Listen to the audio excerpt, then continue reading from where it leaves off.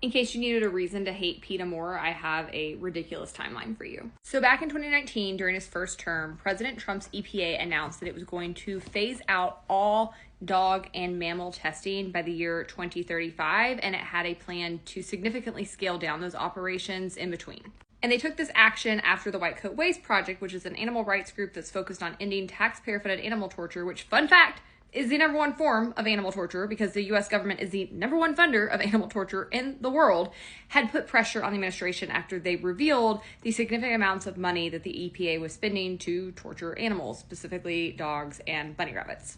At the time this happened, PETA tried to swoop in and pretend like they had been a part of this entire effort. They were not. But then in 2021, under President Biden's administration, the EPA announced that it actually was going to cancel that directive and re-up its animal testing programs. Not only that, but it refused to let the bunny rabbits that it had been working on be rehomed, even though the White Coat Waste Project offered to adopt them and give them secondary homes once they went into retirement.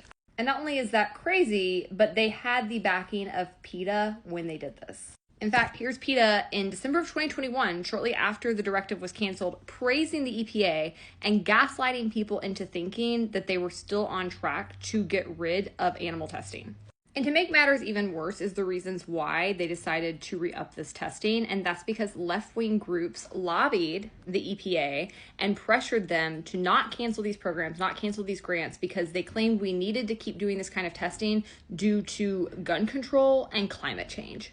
I don't think I can get away with saying specifically what they were doing to these animals in order to conduct that testing, but it was heinous.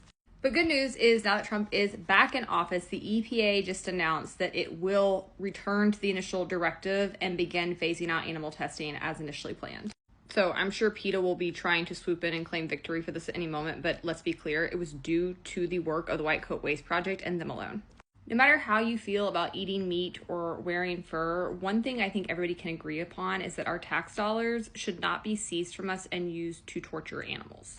And there's only one group that is focused on eliminating that, no matter whether the person in office has an R or a D next to their name.